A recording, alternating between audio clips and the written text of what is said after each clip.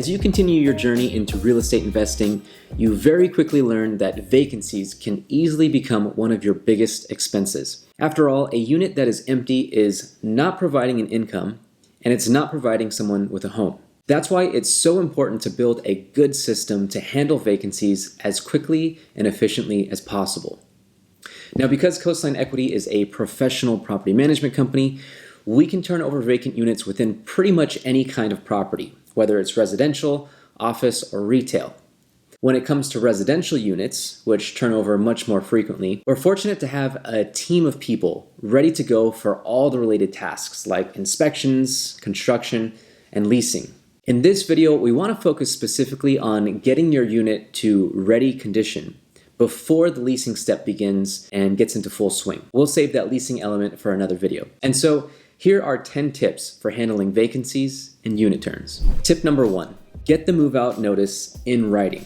First and foremost, we need to make sure that we're protecting ourselves and making our lives much easier in the future by taking that little bit of extra time up front to make sure that we have the tenant's move-out notice documented in writing. You see, oftentimes what happens is that the existing tenant will call you up or talk to you in person, letting you know that they intend to move out soon. Instead of simply taking a mental note of this or even writing it down in a notebook or a calendar, make sure to tell them that you need to have this notice in writing. If you use a professional property management software, like we do here at Coastline, the easiest and quickest way to do this is to have the tenant log into their tenant portal and enter everything in there. That way, you'll be sure to get all the important information that you need, and the whole move-out process will be initiated within your software's move-out system.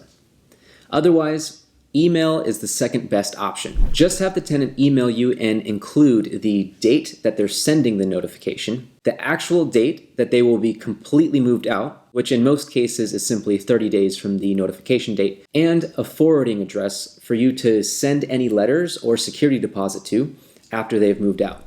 Remember to save a copy of this email somewhere safe and easily retrievable. Tip number 2, create templates for yourself. There are certain notices and letters that you are legally required to send to your tenants during their move-out process. One of them is known as the Acknowledgement of Notice to Vacate, which is simply an official confirmation from you that you've received their notice to move out and that the two of you are on the same page in terms of dates. Another template that's good to have is a general outline for a disposition letter. This letter details any security deposit amount that the tenant is receiving back after the final move-out inspection has taken place and any work required to bring the unit back to rentable condition has been completed. You're required to send this letter to the tenant no later than 21 days after they've moved out. We found that having documents such as the Acknowledgement of Notice to Vacate and your disposition letter ready to go in pre-made templates saves you time, is much more systematic, and makes it less likely that you will forget to include any essential information. Tip number 3, record the expected move-out date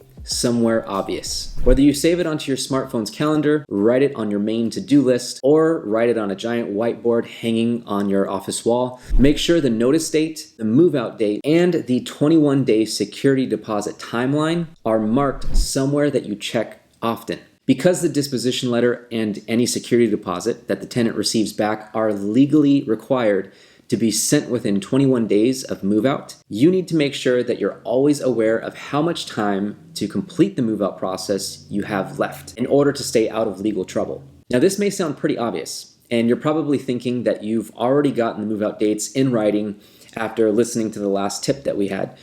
But this is one of those things that can easily be taken for granted until you realize that you're actually past the 21-day mark. So do yourself a favor and make sure you have all of this information in a place where it can't be overlooked.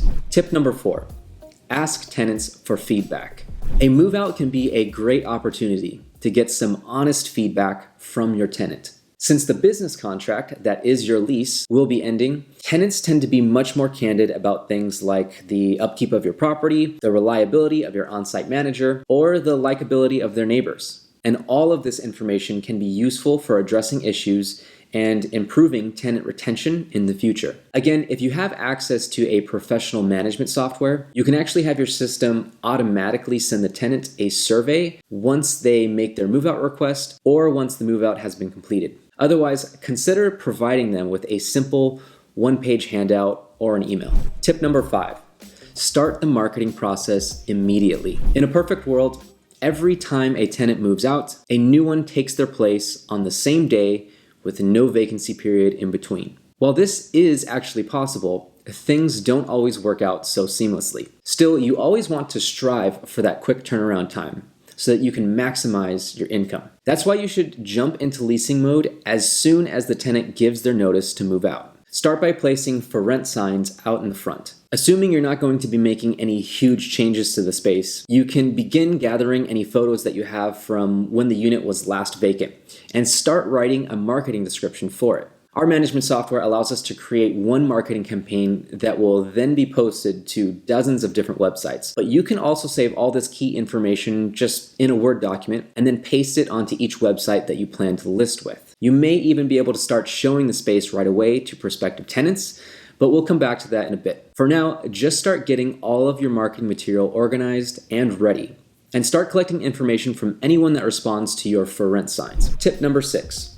Consider pre-move-out inspections. At first, it may not seem necessary to inspect the unit before the tenant has moved out and while all of their belongings are still in place. But if you have the time, doing a pre-move-out inspection has a few benefits. First, it gives you another chance to clearly set expectations for the move-out and how the tenant can get their security deposit back. The tenant should already have this information in writing when you sent your acknowledgement letter, but sometimes tenants don't read carefully enough, and so it's good to have this conversation in person as well. Although the tenant's furniture will still be blocking a lot of areas, this inspection can also help you to see any glaring issues sooner rather than later, enabling you to start getting quotes and lining up any particular vendors needed to address them. Just make sure that the tenant knows that the final move-out inspection may bring up additional repairs that weren't seen during the pre-move-out.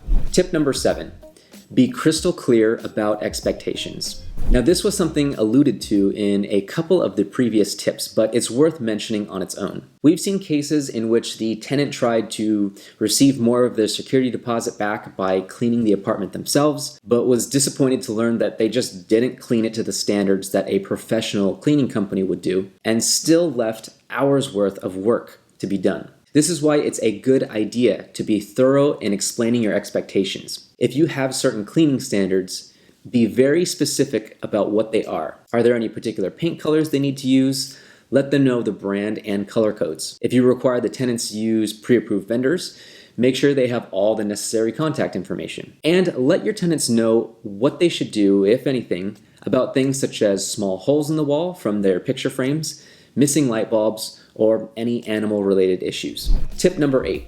Consider pre-move-out showings. In many states, such as here in California, a landlord is legally allowed to begin showing a unit to prospective tenants before the current tenant is completely moved out, so long as the current tenant is given a 24-hour notice in advance. This should appear somewhere in your lease, but still, this is something that is often overlooked by tenants until they are surprised to hear that you have the legal right and don't need their express permission to enter the apartment and start showing it to prospective renters while the current tenant is at work. Despite your legal right, this is a situation that can easily turn into an adversarial situation that just makes life more difficult for everyone involved. But don't let this dissuade you entirely. If you can communicate these things early, be sensitive to the current tenant's concerns, and perhaps even offer them incentives, such as free cleaning of the apartment, conducting showings before the current tenant moves out can help you keep vacancy periods to a minimum. This can be particularly useful during times when leasing is slower and more difficult. Tip number 9, conduct the move-out inspection ASAP.